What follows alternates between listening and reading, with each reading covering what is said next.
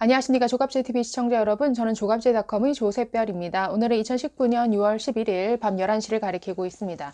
네, 오늘 조선일보 사설 제목이 이렇습니다. 문제 해결 능력 1은 불능 정부 아닌가?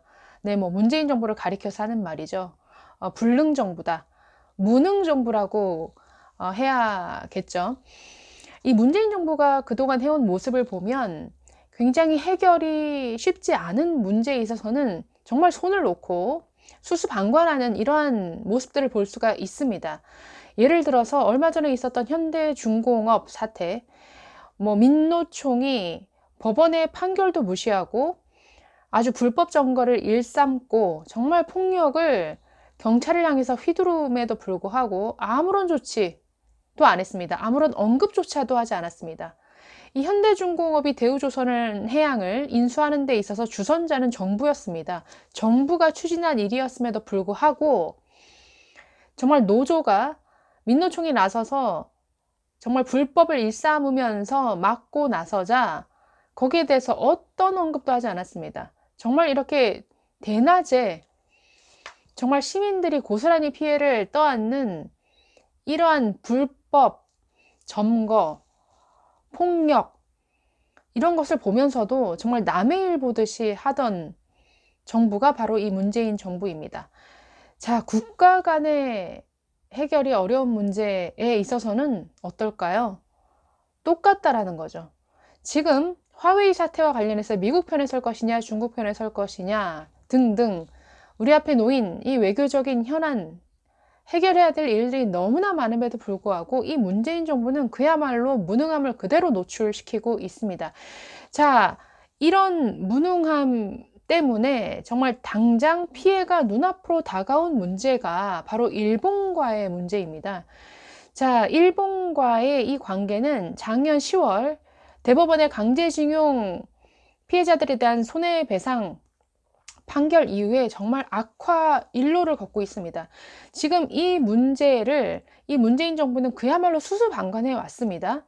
일본이 계속해서 이 문제에 대해서 대화를 하자, 만나서 이 문제를 어떻게 할 것인지 풀자라고 계속 대화를 요청해 왔음에도 불구하고 이 문재인 정부는 한결같이 대법원이 판결한 문제에 있어서 정부로서는 관여할 수 없다라고 하면서 아무런 지금 해결 방법을 찾지 않고 있습니다.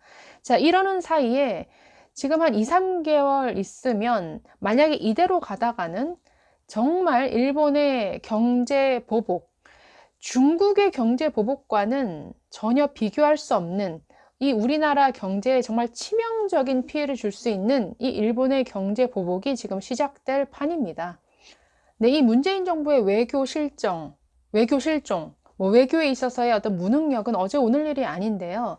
사실 작년 10월에 있었던 이 강제징용 판결은 사실은 있을 수가 없는 일이죠.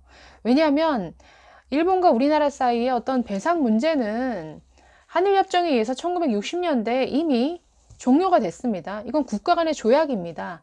엄연히 국가 간의 조약으로 해결된 문제를 국내 대법원의 판결로 이 조약을 뒤집는다? 이것은 정말 OECD 국가에서는 찾을 수가 없는, 있을 수가 없는 일입니다. 지금 있을 수가 없는 일이 지금 이 문재인 정부 들어서 일어났습니다.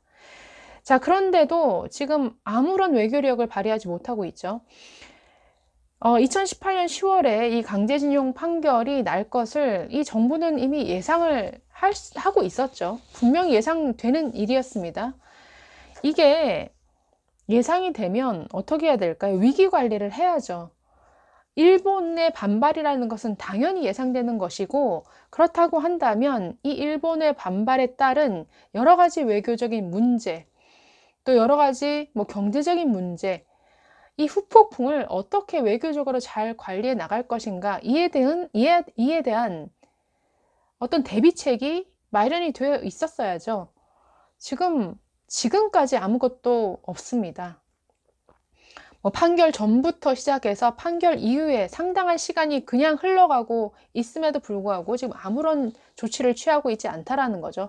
정말 이 현대중공업 사태처럼 이 문재인 정부는 우리는 모르겠다. 법원이 저렇게 판결한 거기 때문에 뭐 우리는 아무런 뭐 조치를 취할 수 없다. 이런 정말 남의 일 보듯 정말 이게 유체 이탈 화법이라고 할 수 있는데요. 이런 입장을 취하고 있습니다. 네, 작년 10월 강제징용 판결 이후에 이 뭐 원고 측 대리인이라고 해야겠죠. 이들은 국내에 있는 일본 자산에 대한 가압류 신청을 했습니다. 그러니까 국내에 있는 뭐 일본의 어떤 재산을 찾아서 압류하고 이것을 현금화하는 매각 절차에 들어가겠다라고 해서 그 절차를 지금 착착 진행하고 있습니다. 일본 제철회사 신일철주금이 보유하고 있는 우리나라 포스코 계열사죠. 이 P&R의 어떤 주식 일부, 그리고 뭐 후지코시사가 소유하고 있는 대성 나치 유압공업의 주식 일부. 지금 이것에 대해서 국내 법원을 통해서 지금 가압류를 한 상태입니다. 지금 이 압류된 이 자산을 현금화하는 매각 절차에 지금 들어가겠다라고 하면서 지금 5월에 법원에 지금 신청을 한 상태입니다. 이게 진행이 되면 한 2, 3개월 안에 이 매각에 들어가겠죠. 그러니까 매각이라는 것은 뭐 신일철주금이 보유하고 있는 이 뭐 주식을 시장에 내다 파는, 그래서 이 현금화해서 뭐 배상액으로 쓰는, 그러니까 이런 절차를 말하는 거죠. 자, 일본은 이 국내에 있는, 이 한국 안에 있는 일본 자산에 대한 어떤 매각이 이루어지는 이것을 대한민국에 대한 어떤 경제 보복의 첫 신호탄으로 삼고 있습니다. 즉, 자국민을 보호한다라는 입장에서 일본 기업에 대한 어떤 자산 압류 그리고 그러니까 매각이 진행이 될 때, 매각이 시행될 때 자국민 보호 차원에서 가만히 있지 않겠다라는 것이 일본 입장입니다. 일본이 우리나라에 대한 경제 보복을 하게 되면 어떻게 될까요? 우리가 뭐 중국의 경제 보복을 두려워한다라고 하지만 사실 중국이 우리나라에 취할 수 있는 경제 보복이라는 것은 굉장히 제한적입니다. 왜냐하면 중국이 부품 소재에 있어서 우리나라에 의존하고 있는 부분이 굉장히 크고, 또 지금 반화웨이 어떤 제재 때문에 뭐 부품 공급에 있어서 막혀 있는 상태이기 때문에 우리나라에 취할 수 있는 중국의 보복은 뭐 그렇게 그 피해가 굉장히 상당한 정도의 수준은 아닙니다. 자, 그런데 일본의 경제 보복이라는 것은 중국과는 비교할 수 없을 만큼 이 우리나라 경제의 정말 급소를 치는 이러한 치명적인 피해가 될 수가 있습니다.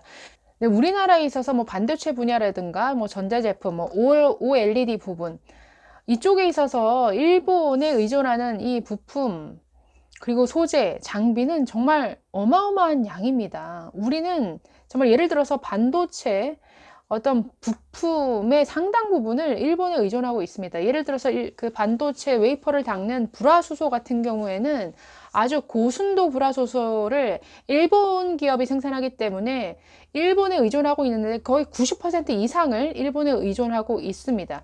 이 일본이 이 부품 공급을, 이 소재를 공급하지 않겠다, 차단하게 될 경우에 어떻게 될까요? 정말 우리 경제를 지탱하는 이 반도체 업계가 완전히 타격을 받을 수 있다는 것이죠. 이뿐만이 아닙니다. 뭐 OLED 분야에 있어서도 대부분 일본 장비를 사용하고 있기 때문에 아주 굉장히 심각합니다. 한국의 뭐 수입 비중이 워낙 커서 뭐 일본 정부가 섣불리 뭐 OLED 장비 수출 제재를 하지 않을 것이다 라고 볼 수도 있겠지만, 뭐 어떤 일이 생길지 장담할 수 없는 것이죠. 이 외에도 산업계 전반에 있어서 각종 부품, 소재, 장비를 우리는 일본에서 어마어마하게 들여옵니다. 그러니까 일본 의존도가 굉장히 높다라는 것이죠. 그렇기 때문에 이러한 경제 보복 조치가 이루어지지 않을까, 지금 이 산업계는, 경제계는 전전긍긍하고 있는데 우리나라 지금 아무런 대책이 없습니다. 뭐 이 외에도 어떤 보복 조치가 있을 수 있을까요? 뭐 관세 보복도 있을 수 있고, 뭐 비자 발급 제한이라든지 일본 안에 있는 한국 자산에 대한 뭐 압류 조치, 뭐 일시 동결, 이런 것들이 가능하겠죠.